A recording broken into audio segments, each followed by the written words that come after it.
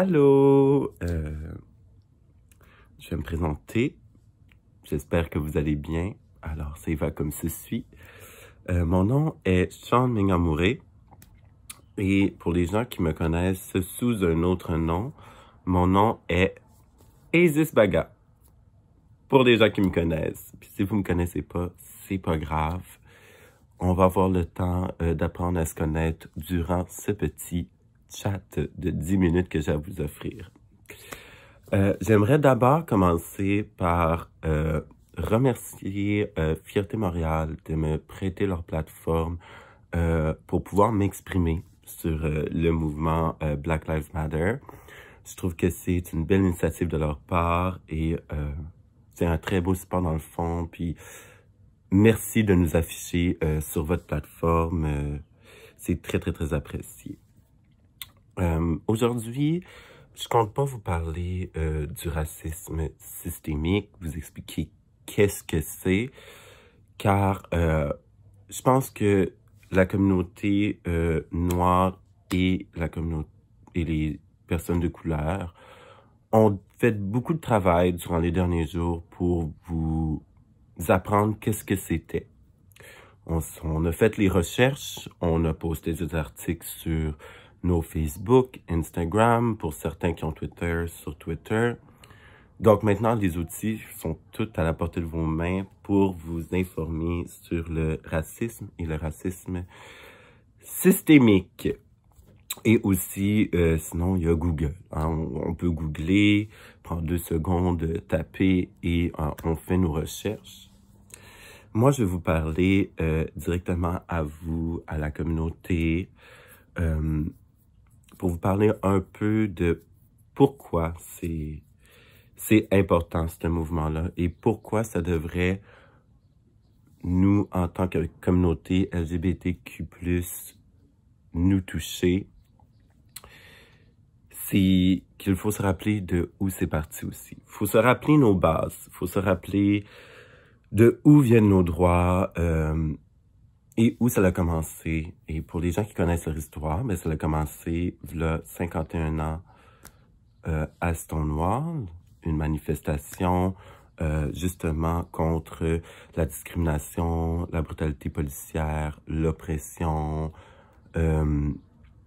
l'homophobie, transphobie et toutes sortes de violences, que ce soit physique ou verbale, qui s'est faite envers la communauté LGBTQ+,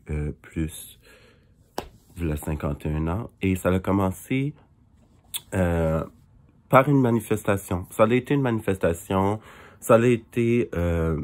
il y a eu des ravages, des magasins brisés et tout.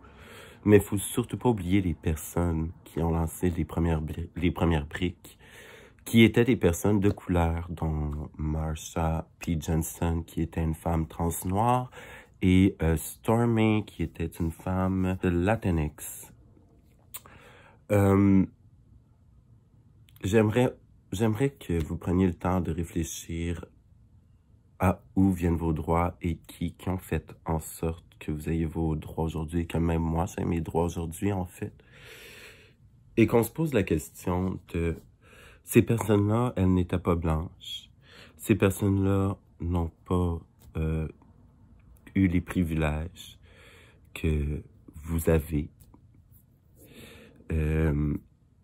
Et aujourd'hui, le mouvement Black Lives Matter est maintenant pour qu'on ait tous les mêmes privilèges, pour qu'on puisse toutes en bénéficier d'une façon égale, d'une façon à ce que il y ait une certaine harmonie, parce que dimanche, j'allais à la manifestation, enfin la dernière manifestation qu'il y a eu, et quelque chose qui m'a saisi beaucoup, c'est que ça fait bientôt, ça fait 36 ans ou peut-être un peu plus qu'on se bat pour avoir les mêmes privilèges, avoir l'égalité, peu importe la couleur de notre peau ou notre nationalité.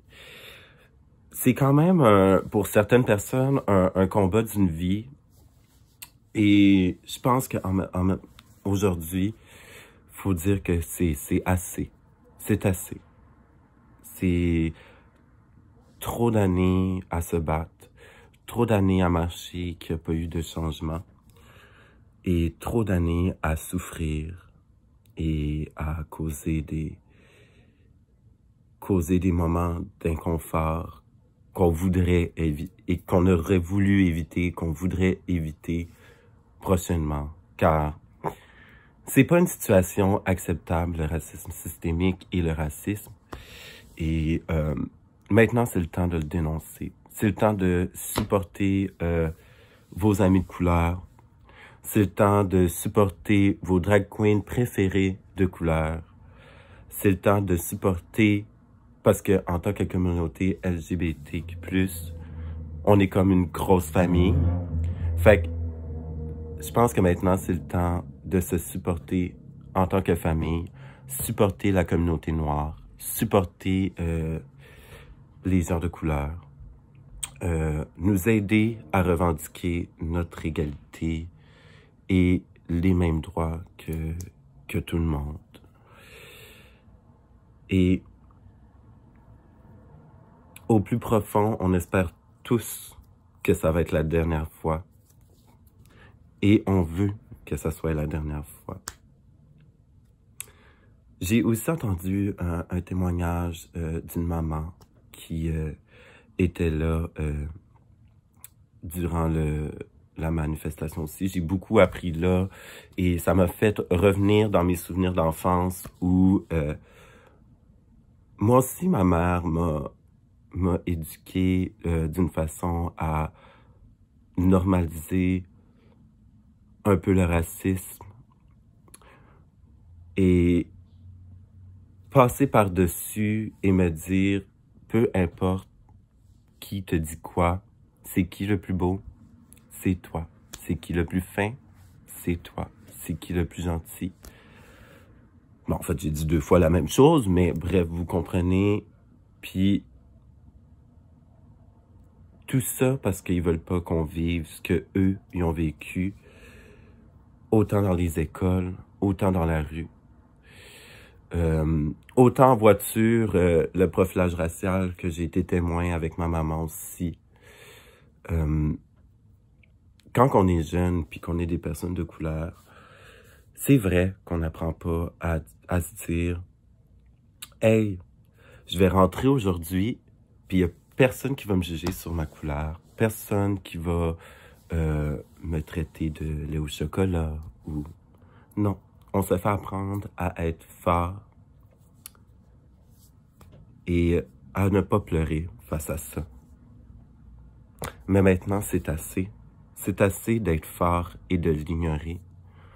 Maintenant, c'est le temps de prendre action et d'arrêter de faire souffrir autant les communautés autochtones, les Latinx, les gens noirs, les Asiatiques et toutes sortes de nationalités autres que blanches. C'est le temps d'arrêter de les faire souffrir. C'est le temps d'être avec la communauté noire pour le Black Lives Matter parce que oui, on le sait, all lives matter. Mais maintenant, c'est la communauté noire qui demande votre aide et qui ont besoin de support et qui ont besoin de voix. Puis, plus qu'on est, plus le changement va aller et plus l'harmonie va régner vite. Alors, c'était ce que j'avais à dire. Aimez vos amis de couleur, supportez-les, dénoncez quand vous voyez quelqu'un qui est victime de racisme, d'oppression, de racisme systémique. Supportez-les, vos amis de couleur, encouragez-les, donnez-leur de la visibilité et dites-leur que vous les aimez et que vous êtes là pour eux. Pour nous, c'est ça l'important, c'est de savoir qu'on a des gens avec nous, des gens qui nous aiment, parce qu'on a besoin de votre amour, parce qu'on vous a toujours donné tout notre amour. Alors, voilà, c'est ce qui complétait mon petit message. J'espère que ça n'a pas été trop éparpillé et j'espère que mon message a bien passé. Au revoir.